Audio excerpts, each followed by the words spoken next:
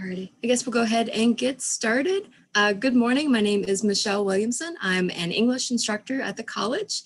And my co-lead, Christy, and I, do you want to introduce yourself, Christy? Yeah. Hey, I'm Christy Louie, and I work in the foundation office. I'm the coordinator of student scholarships. We are leading a trip to Japan in 2022. This will actually hopefully be my third time going. I led trips in 2017 and 2019. So really looking forward to going back again. This picture here on the title screen is a picture of Mount Fuji. We woke up really early one morning and got a really good shot of the mountain that morning. All right, so where is Japan located? So we are, of course, kind of right over here-ish, maybe like right there. Japan is all the way over on this side of the world. So we're going to talk about flights because that's always a question that people have is how are the flights? The typical kind of route, the route that we tend to go is we'll go across the US, across the Pacific, and then land generally in Tokyo. So it is on the other side of the world. So at a glance, of course, we call the country Japan. We call the people Japanese. They don't call themselves that. They don't call their country that. They call the country Nippon or Nihon. Both are correct. It has to do with kind of history and different, the history in different parts of Japan. The government won't take a side, so it's both Nippon and Nihon are correct. The people themselves call themselves Nihongo. They are the Nihongo people. The currency is Japanese yen. So there's a picture of yen. Like us, they use a mix of bills and coins. And out of all the places I've been, Japan's currency is the easiest to convert. Basically, you take off those last two zeros, and that is essentially what the money is worth. So that 5,000 yen bill, if you take off those last two zeros, is about $50 American. So super easy to convert, which is, I love it. Makes it a lot easier. And then Japan is currently 14 hours ahead of us. They don't do daylight savings. So it is 9:05 a.m. here. In Japan, do 2 hours, 11 p.m. So it's 11:05 p.m. in Japan. So they're 14 hours ahead of us. So soon it will be tomorrow in about an hour. Another interesting thing about Japan is that they have a really unique religious system. And if you ask whether people in Japan are religious or have a religion, the answer will probably be no, because they don't really see this as a religion. This is kind of a more of a spiritual, just kind of the daily life. So they have a mix of Shintoism and Buddhism. And these are a few pictures from a previous trip. Here's a picture of Elizabeth hanging out with one of the baby deer. So Shintoism is something that is uniquely Japanese. It's, of course, thousands and thousands of years old. It focuses on this idea of the kami, who are the spirits or the gods, and they tend to be connected to the natural elements. So if there's a really big tree, it's really old and you know it's hundreds of years old, there's probably a kami, there's probably a spirit inside of that tree. There's a giant rock in the ocean around Japan that's also marked as a place where kami live. So it's very much about the spirits, the gods, kind of the ancient ways. But kami can also be, in addition to nature, it can also be the ancestors, the ancient world, the ancient past of Japan. So the mythology about kind of how Japan, how the Japanese people came to be. So it's just kind of, kami is very much, Shintoism is very much focused on the world around us. And Shintoism, the places that are connected to Shintoism are often often shrines that are marked with torii gates. So this red gate here is a picture of an entrance to a shrine. The gates represent a gateway between this world and the spiritual world. So when you walk through the gate, you're entering the world of the spirits, in a sense, while also still being in the mortal world at the same time. Another thing that kind of shows or that kind of marks Shintoism and the the presence of kami is it's called the shiminawa, that rope that's hanging across the torii gate. That rope does two things. It marks that this is either a sacred space or a place that is inhabited by a kami. So again, you might see like just a random tree, a seemingly random tree with a rope around it. That means that there is a kami, there's a spirit in that tree. The rock in the middle of the ocean, there's a spirit in that rock because it's a really old, unique looking rock. So there must be a kami. But the rope also acts as a ward against evil. So of course, this is a sacred space. Evil cannot come into this sacred space, right? So if you ever see anything marked around with a rope, basically leave it alone. It's sacred. There's a spirit or a god in it. Another aspect of Shintoism is the yokai. So Japan has their own series, their own group of mythical monsters and spirits, which are definitely not allowed in the shrines. Things like the kappa and the kitsune. The kappa is kind of a frog-like creature. It's a little bit creepy and kind of pulls children under the water. Kitsune are magical foxes. So it's very similar to most cultures have that, like Ireland has the banshee and the leprechauns and such. So Japan has their own series of mythical monsters. And these days they tend to be kind of made cute and turned into like mascots because everything in Japan is mascot.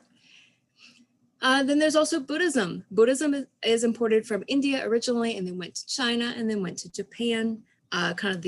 Whereas Shintoism is all about kind of the world, everything around you. Buddhism is more of this idea that the world is fleeting, nothing lasts, nothing is real, seek enlightenment. The focus on Buddhism is the afterlife, and Buddhism is marked by temples, and which often have statues of the Buddha.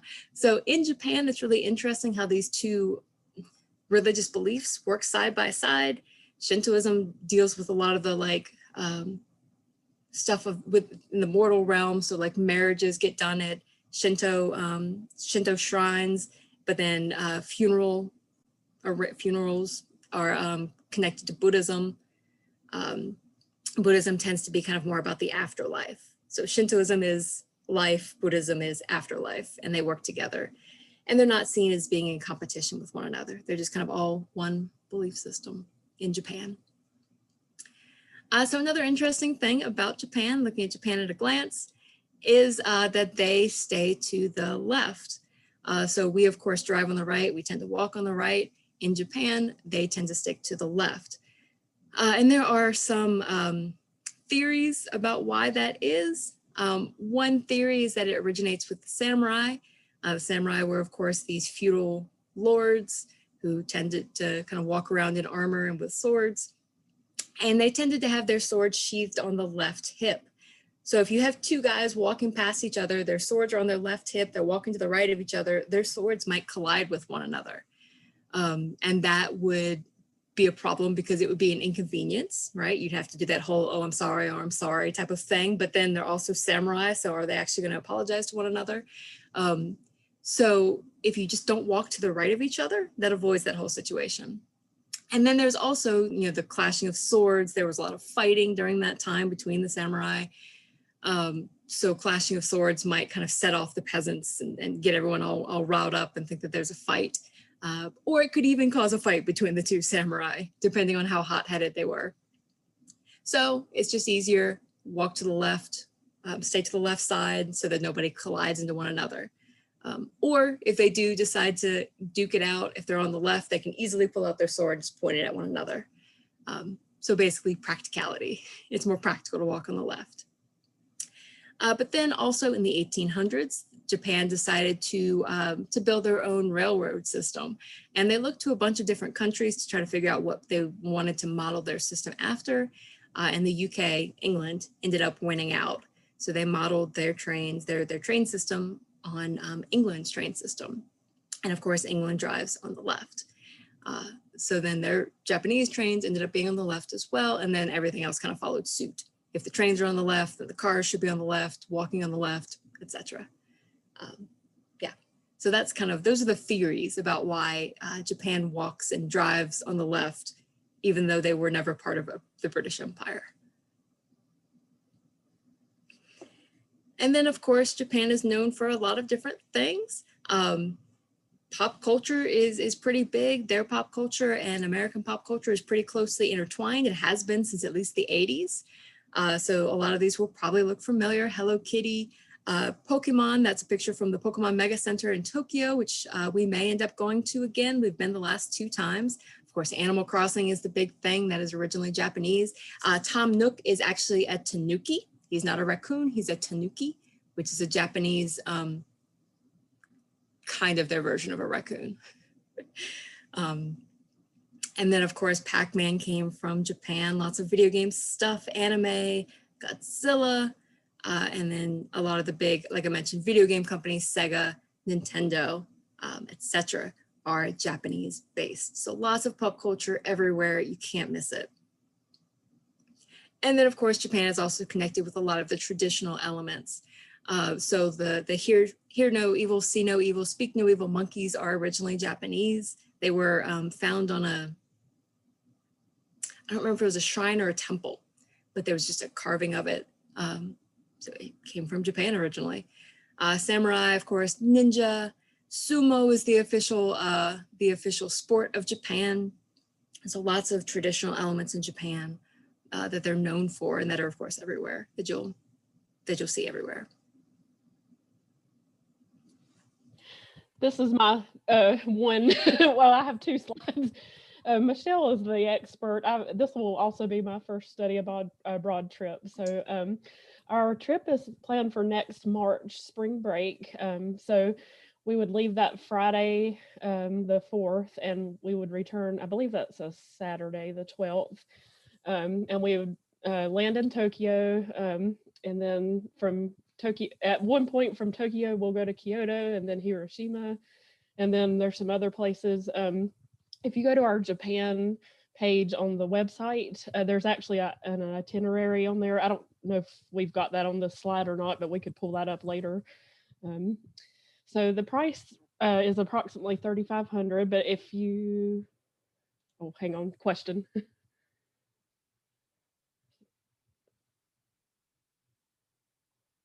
Oh, okay. Thank you for joining us, Annabelle. And so if you pay, is the early bird is it August 31st? Yeah. Okay. Deposit by August 31st. Pay your $200 deposit by August 31st and you'll save $100.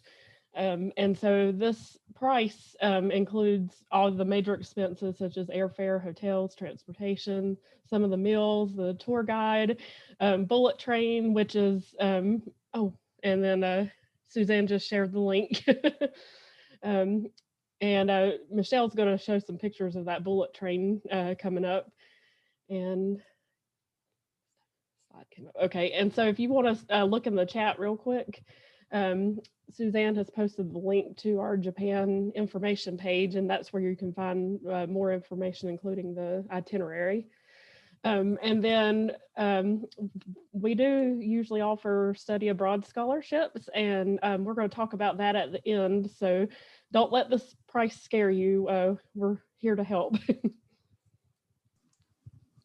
And I will mention as well that that students who have traveled or travelers who have done this trip in the past have said that the price was absolutely worth it. They would absolutely do it again. A few of the people we have signed up are actually people who went in the past and are going again because it was so worth it. All right, so I always get questions about the flights. That's always kind of a big thing people want to know about. So I figured I'd go ahead and dedicate a slide to that. We don't, of course, know our flights yet for 2022. Those haven't been set aside for us just yet. We have to kind of figure out the numbers, but these are example flights these are from our 2017 trip. So you'll see going to Japan. We went from Charlotte to Chicago, Chicago to Tokyo. The Chicago to Tokyo one was the longest flight on that trip at about 13 hours. And then the flight home, we went from Osaka to San Fran to Houston, Houston to Charlotte. In 2019, we did basically the same flight pattern. The only difference was on the way home, instead of going from San Francisco to Houston, we went from San Francisco to Denver and then Denver to Charlotte.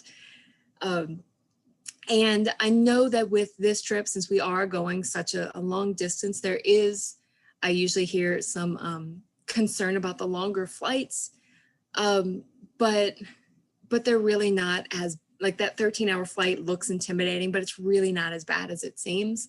To me, it just kind of feels like a lazy afternoon. You're just kind of curled up, you've got like a blanket, you're watching TV, you're eating food, they're bringing food to you every, few hours or whatnot, or you're snacking on stuff.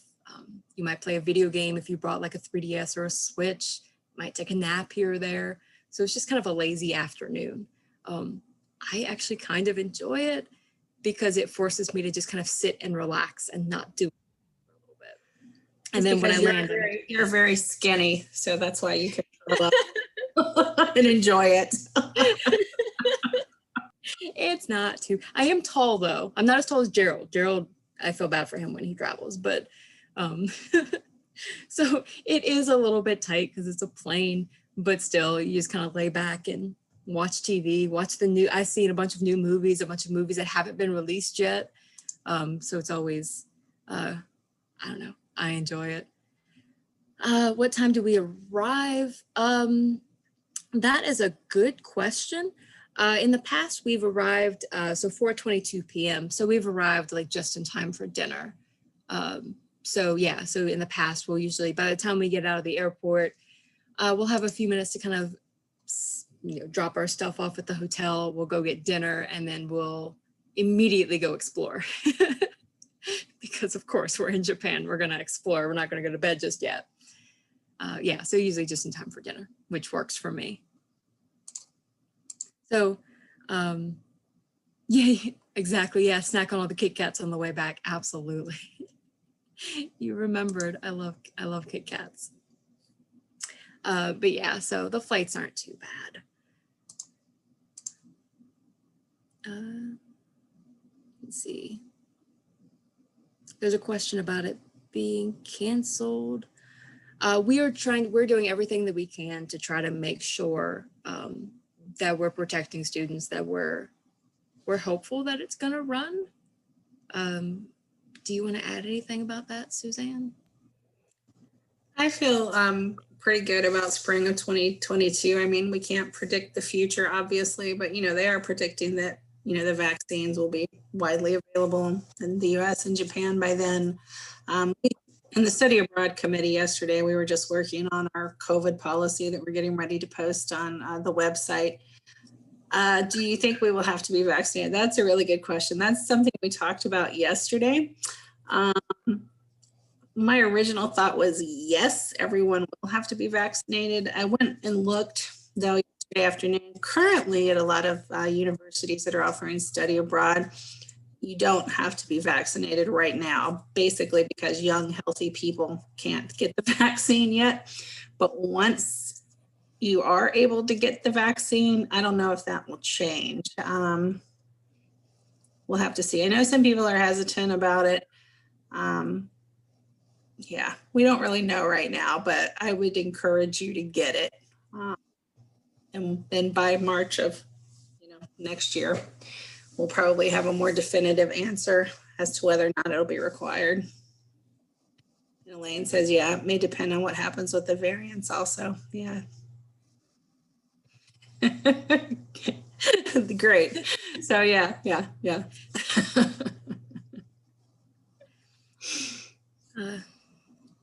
So I guess we're hopeful and we're trying to plan now since we know, what's going on and feel a little bit better, maybe a little bit better equipped. We're trying to plan, make sure we're smart with our planning and that we're communicating well and all that stuff. So I'm pretty hopeful.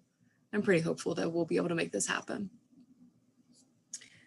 All right, so as far as where we're going to be going, we'll start, of course, in Tokyo. So these are pictures from past trips. So some of the places we'll go are like the Imperial Palace East Gardens, where the emperor lives. Japan still has an emperor, first of all. It's the longest running father to son monarchy, father to son reign in the world. And they do have an emperor still, Emperor Naruhito. I had to write his name down because they just changed. But we'll go to his East Gardens. We'll also go to the Meiji Shrine. Those are both really, really big, really beautiful places in Tokyo. There are a lot of, I say beautiful a lot, there are a lot of beautiful places because nature is kind of so important.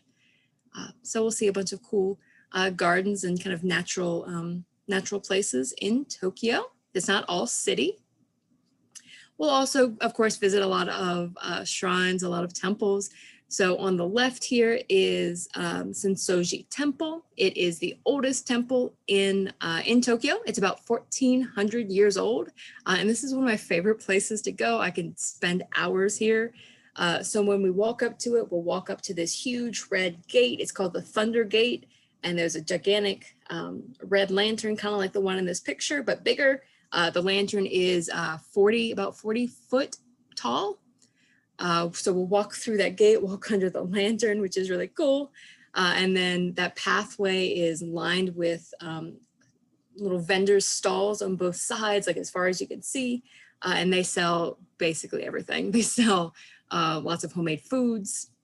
They sell lots of the kind of commercial pop culture types of stuff, Studio Ghibli, anime type stuff. But then they sell a lot of the traditional kind of souvenir type stuff, phone charms and kimonos and such. So you could theoretically get all of your souvenir shopping if you wanted to done in this one trip. And then at the end, there's this huge Buddhist temple, which is just a really beautiful place. And then next to it is the Asakusa Shrine. I get them confused sometimes, is the Asakusa Shrine. So there's a Buddhist temple and a Shinto shrine right next to each other, which is incredibly common. They tend to, again, those two work together hand in hand, are seen as kind of the same thing. They're both equal parts in Japanese life. So they tend to be right beside each other. So we'll see that as well with their really cool pagoda buildings. And then that's in kind of the heart of Tokyo. So there's a bunch of things around that as well. As well in Tokyo, of course, so I mentioned there's a lot of the kind of gardens and traditional stuff, but then of course there's a lot of, Tokyo is a big city. So we'll see a lot of the city sights. That first picture on the left is the picture the first night I got there, the first time I went in 2017, right as soon as we stepped out of our hotel. And you'll see all the lights that they kind of go up. One of the cool things about Japan is like in the US, we've got shopping centers and they're spread out, each shop next to each other. In Japan, they don't necessarily have that kind of space, so they build up. So each one of those signs going up is a different store. They're built, in one building, different levels. Each level is a different store. We will also, in the past, we've been to a place, I hope to go again.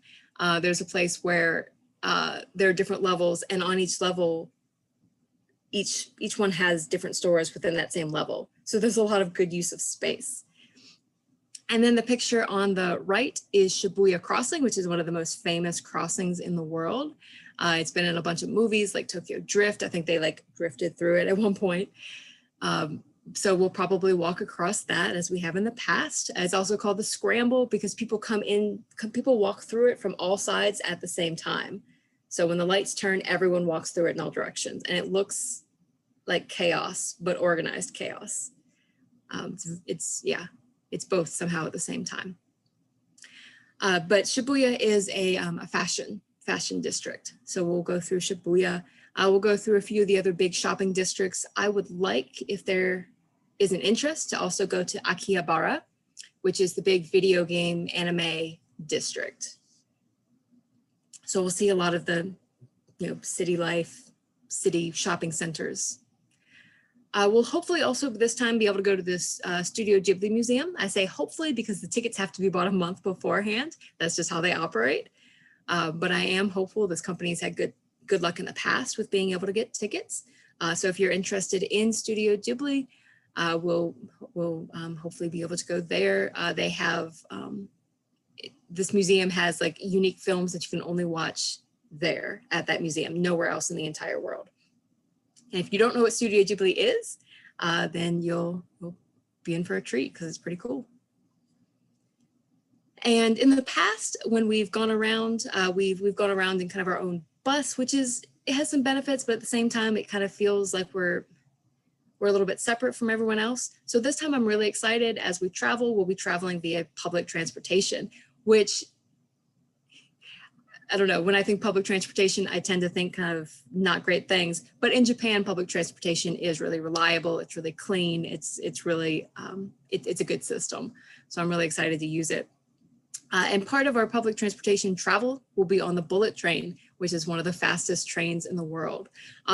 But just because it's fast doesn't mean it's like scary and bumpy and all that. It's also a very, very smooth ride. So that picture of the coin is the ride is so smooth that you can quite literally balance a coin and it won't fall over, right? So very, very fast, but very comfortable ride. So I'm really excited to travel on the bullet train. In the past, we've only seen it and gone, oh, look, that's the bullet train. I wish we could ride it. So this time we get to ride it and I'm really excited. In addition to seeing Tokyo, we'll also go to Kyoto. Kyoto used to be the capital of Japan at one point. It is no longer. But Kyoto has a lot of the kind of more traditional elements, hundreds of temples and shrines. So we are going to see a kimono show in Kyoto, which I'm really excited about. We're also going to do a hands-on weaving demonstration and a tea ceremony. The tea ceremonies are, if you're familiar, are really they're a whole process. So I'm excited to learn the whole process of the tea ceremony and how that works. I don't remember if this, oh yeah, I thought I had a different slide, but in Kyoto, we'll also go to the Gion district, which is the arts district. So we'll see lots of local artisans. You'll also see a number of Gaiko and Maiko. Gaiko are the Kyoto version of geisha. In Tokyo, they're called geisha. In Kyoto, they're Gaiko. Their apprentices are called Maiko. And there are some misconceptions about who geisha and Gaiko and Maiko are, that they're kind of these women of the night type of people, but that's not the case. That is just misunderstandings. Basically, geisha really are just, they're kind of like the women in like Jane Austen, England, who they could play the piano, they could sing, they could do sewing, they could do art, they could do all these different arts, right? And they entertained people with those arts. So that's what geisha and Gaiko are, is women who are trained in specific Japanese musical instruments. They're trained in all these different arts, and they are basically hostesses. They provide entertainment during meals, right? So there is, again, some misconceptions kind of spread by things like Memoirs of a Geisha. That author is actually an American guy who got sued because he took a number of liberties with that woman's story and kind of spread some misconceptions about geisha. So again, geisha are just, so when I say we're going to see geisha, I mean, we'll see women who are musicians and artists. In Kyoto, we'll also see the Kinkakuji Temple, which I've seen a couple of times, and I'm really excited to go back. It's a beautiful Buddhist temple that is actually covered in gold leaf. So that is gold leaf on the outside. No, they won't let you come and scrape off a bit. I always get that question, unfortunately. But it is a really beautiful structure. As you can see, it's in the middle of a lake. When the sun shines on it, it's just a really beautiful, it's one of the more beautiful temples in Japan. And then on the inside is solid gold as well. Unfortunately, we're not allowed to go inside, but it is still a beautiful structure to visit. So I'm excited to go back to Kinkakuji. A new thing we're going to do in Kyoto is we're also going to go to the International Manga Museum. So if you like manga, this is the museum to go to. There are approximately 300,000 manga in this one museum, including the oldest one. And I forgot to write down the date, but technically the oldest manga is from the 1800s. If you're not sure what manga, what that is, it's basically comics, kind of graphic novels, comics type of a thing. But they are really popular in Japan. It's not just kind of the youth. It's you'll see businessmen on trains reading manga. So they're really popular. So we're going to go to a museum about it. We're also, and this is also a new addition this year, we're also going to go to Hiroshima, which of course is where one of the atomic bombs was detonated. Hiroshima and Nagasaki. So on the left is a picture of one of the buildings that remains, the bombed out building. So we'll of course see that type of, those types of destroyed structures. They've mostly rebuilt, of course, but they did leave some remaining, just kind of in memory. So we'll go to a museum there, learn kind of more about the bombing from the Japanese side, of course. But it is worth mentioning that although this is a very dark, very sad event that happened, that it's not all doom and gloom. It's not all, you know, focusing on making us sad, making us feel guilty and all that stuff. The focus of this museum is very much on peace and on looking towards the future, unity, harmony, all those good things.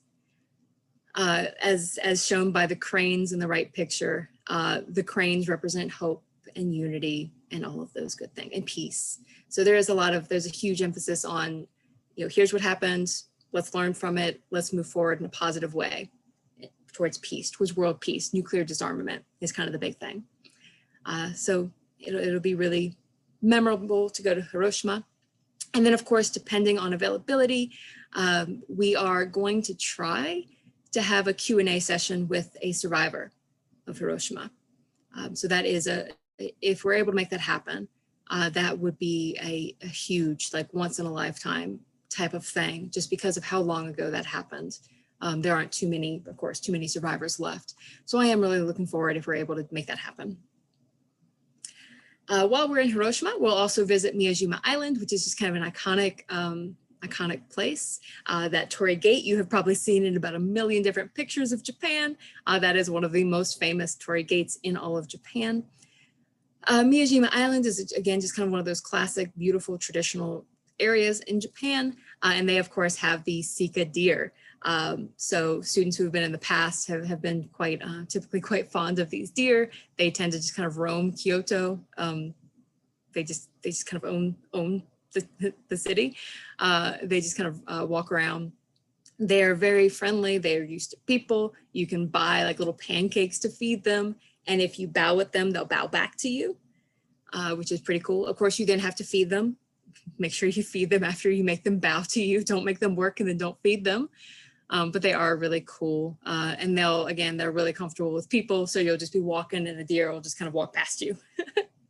And again, if you don't have food, then they won't really care about you. But they're very food oriented. And then if you clap and do like this, that's how you tell them that you're out of food and they'll leave you alone. So I am excited about seeing the deer again. I love the deer. And then of course, at the end, we'll go back to Tokyo. We'll end up flying out of Tokyo this time. So that last day we will have free time in Tokyo. And I'm not entirely sure where we're gonna go. I kind of want to see who is signing up and what their interests are. In the past, when we've had free time, we've gone to Akihabara, which again is the video game anime district in Japan. So anything video game, anime, geeky is there. We've also gone to the Sunshine City Mall, which is the most Pokemon like name I've ever heard, Sunshine City. And that mall is like 3 or 4 stories. Every store you could want there. From the geeky stuff, Pokemon, Studio Ghibli. I think there's a One Piece store to kind of the not geeky stuff. For those of you who aren't into anime, there are plenty of those types of stores as well. So I'm not sure, we'll figure that out depending on interest. All right, so kind of my favorite things about Japan are of course the food. Food for me is a really big thing. Wherever I go, I'm always eating.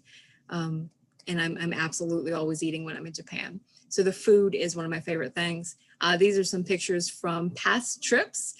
So you'll see kind of the traditional meals with like the little dishes. Those are kind of the more traditional higher end meals. But then there are also some meals like this picture right here of the meat.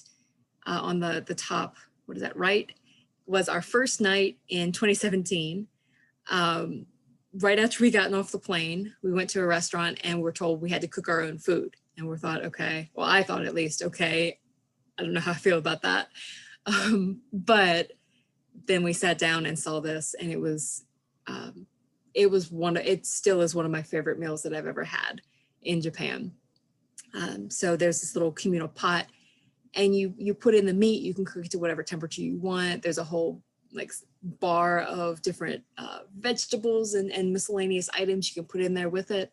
It was very, very good. It was all you can eat too. And we definitely got our money's worth for that one. And then the bottom, what is that, bottom left is a bowl of ramen. Of course, you'll see lots of ramen. That was my favorite ramen that I had. It was fried chicken ramen. Lots of ramen, lots of curry as well. That was the thing I didn't expect. So lots of curry dishes. But as far as the food, of course, it is an island country, so there's lots of seafood. But if seafood is not your thing, don't worry. There's a lot of non-seafood options. So if you don't like seafood, you're okay. You don't have to eat seafood in Japan. But the food is, of course, amazing. And then another slide for the food, snacks. So the ice cream they're eating is green tea ice cream, which is still one of my favorites. In the center top is dango, which is kind of a sticky rice, I believe. I found that at like the dollar store, basically, the Daiso. Right underneath that is a steamed bun. Pork steamed buns are amazing.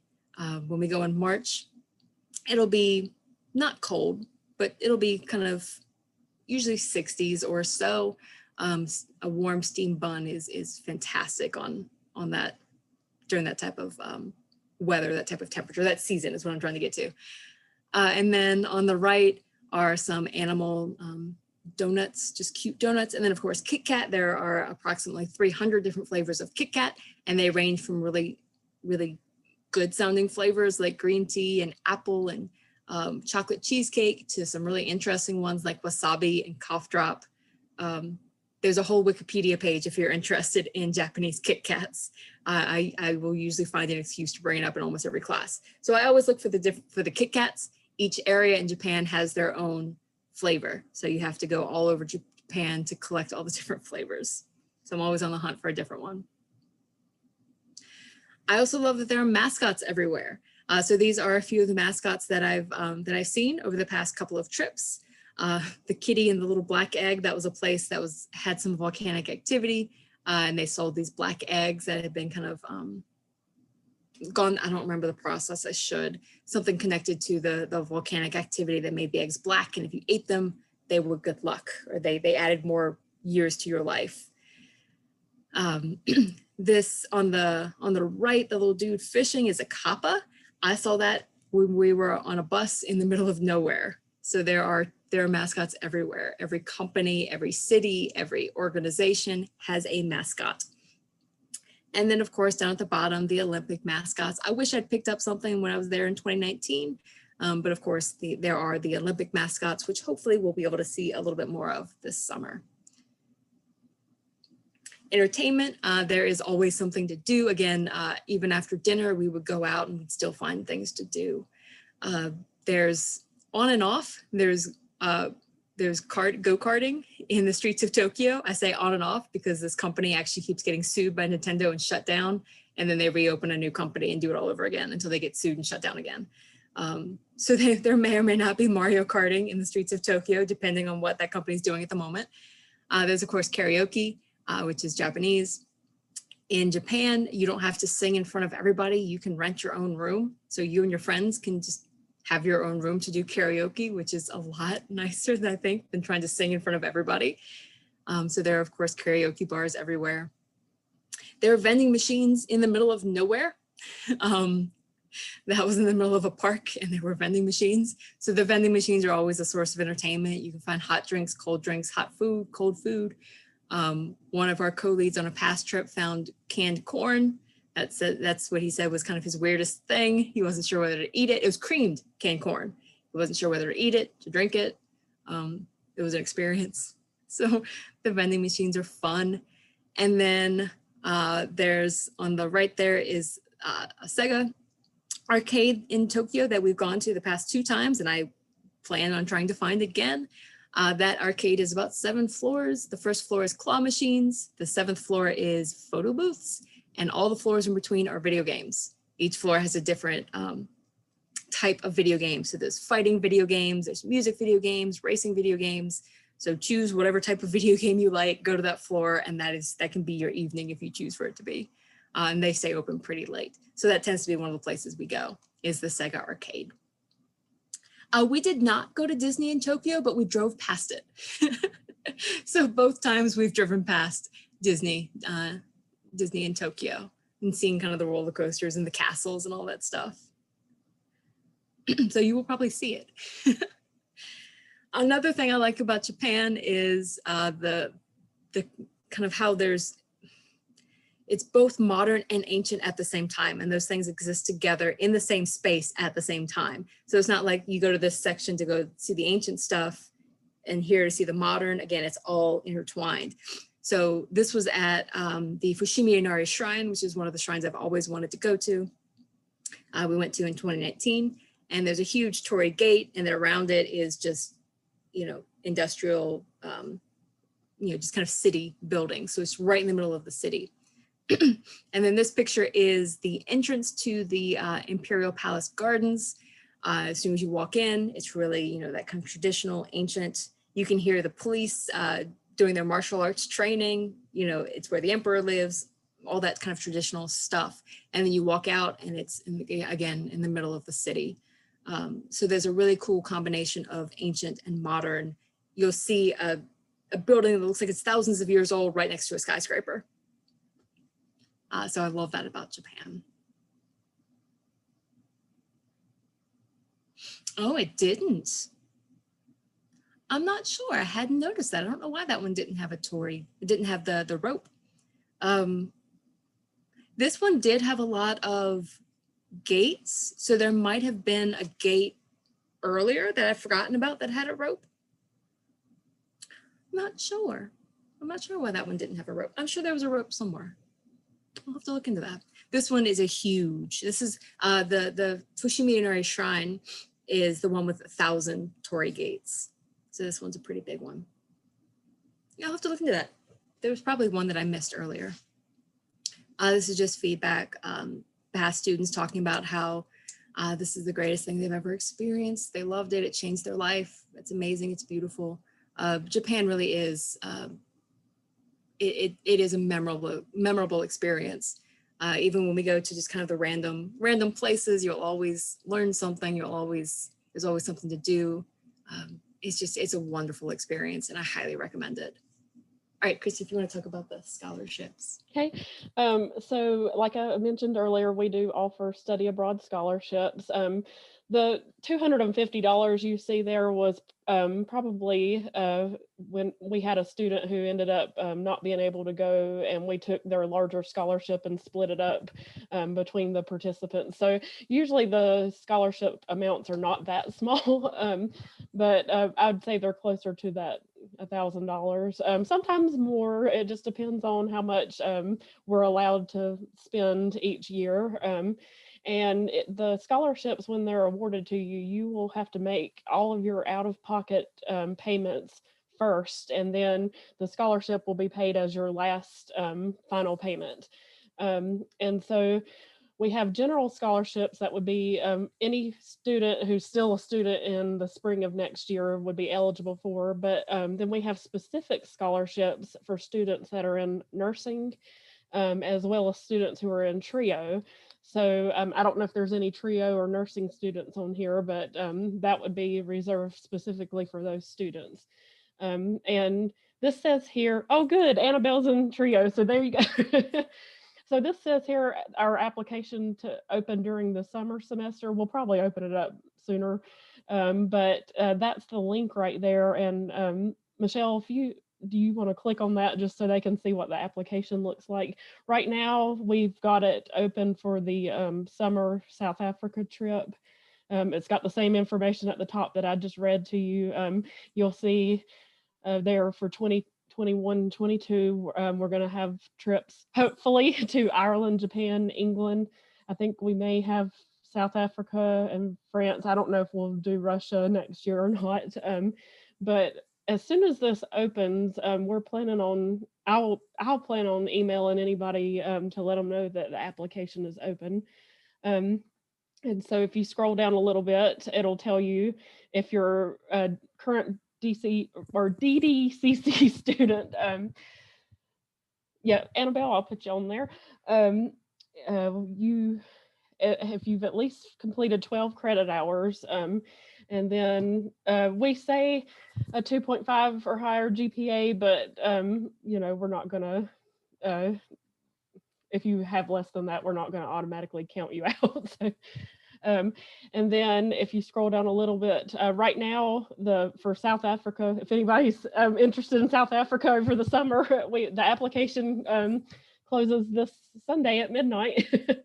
But our application is pretty easy. You'll have to write an essay, and right there under how to apply, you'll see the 5 different things that we ask you to address. And please don't just say, I want to go on vacation. Actually think about what you're writing in the essay. And then once you have that, you'll be asked to upload the document. And then if you scroll down a little bit, you'll see our general questions like your name and all that good stuff. So, but anyway, our scholarship committee will plan to meet sometime in the fall to review applications, and you would hopefully you would know something by the time that the first big payment is due. Now, the $200 deposit, if you will go ahead and pay that by August 31st, you'll get $100 off of the initial price. And then I think our next big payment is due sometime in November. So we would at least let you know if you're going to get something before that big payment is due. And I think that's all. Does anybody have any questions about scholarship?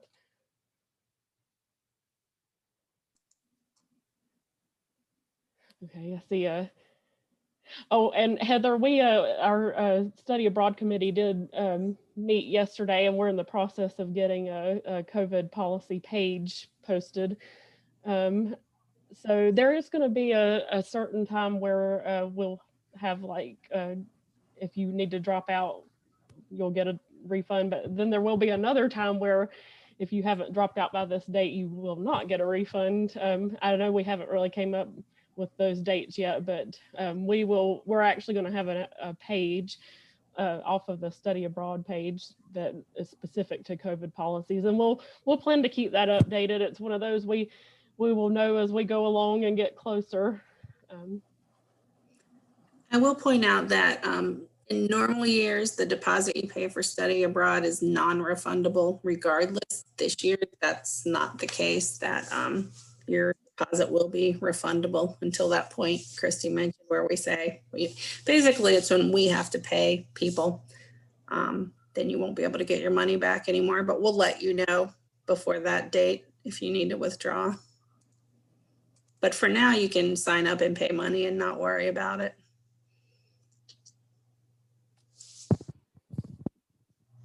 So I'm sharing the page. So to get to our page, you go to the Davidson homepage, academics, international ed, scroll down, study abroad, scroll down again.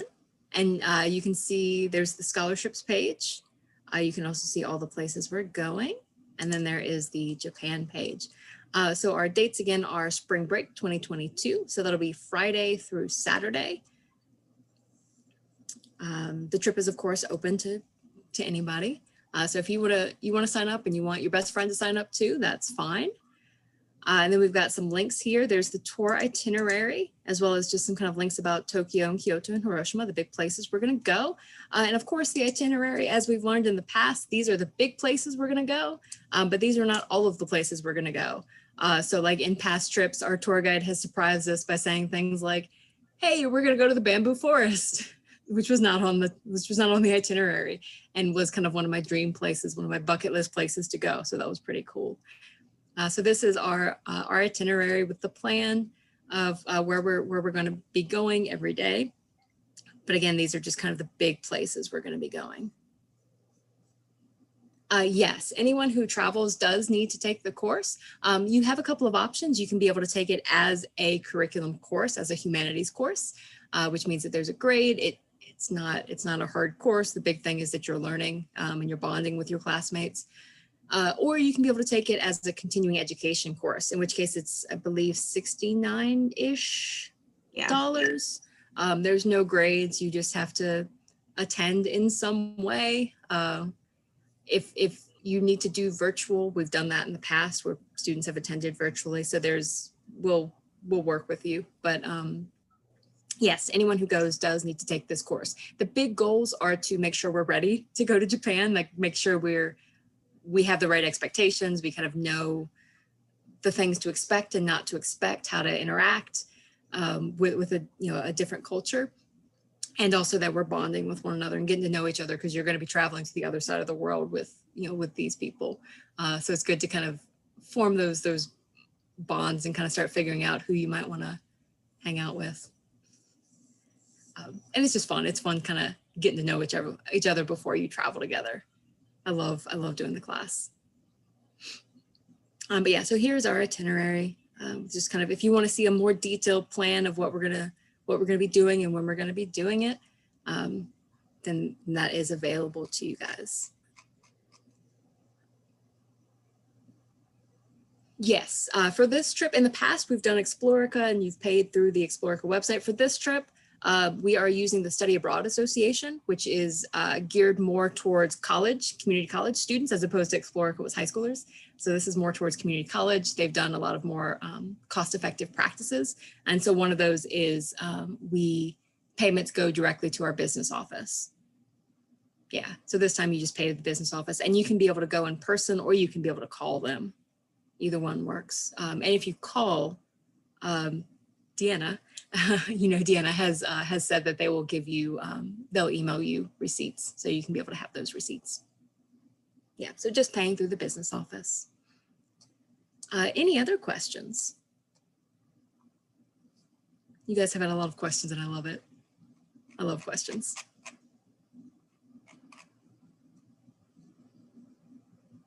Yes. Yeah, you just tell the business office that you want to make a payment on a study abroad trip. They'll ask you which trip, and then you tell them Japan.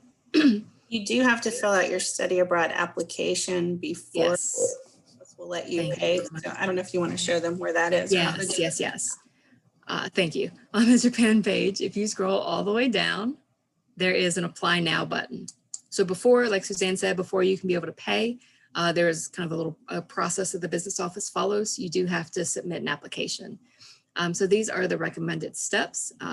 You, of course, want to read the policies and procedures. That's very important. And then you want to, step one is the application. The application is not very, it's not very long. It just kind of gives general information about you. The application is not you saying, I'm officially signing up, like, here's my money. The application is just you saying, hey, I'm interested, right? So this gets you on the email list. It will email you extra information about the trip, with like payment plans and such. And then your name also gets added so that the business office knows that you may end up paying. So they know to expect and to accept any money that you pay. So the first step is definitely to do this application. And again, it's only a few minutes. It doesn't take too long, but that's the official kind of beginning of the process. And then after that, you can start making your payments to the business office. Suzanne will send you an email. And either Christy or I will send you an email. Thank you. Have a good day. And that's where you do the deposit, which does count as the first 200 of the trip. It's not in addition. It's the first 200. And then there's the phone number for the business office. And then after that, there are a few more steps, but we'll get to that after you do the application. Any other questions?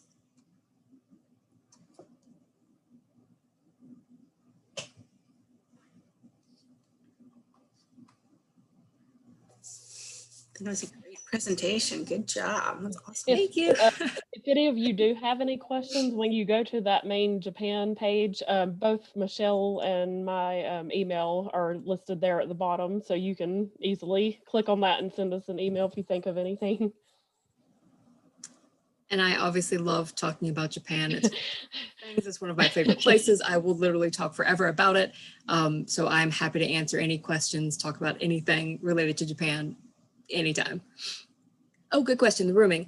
So the rooming for this is usually quads. So it's typically 4-person per room.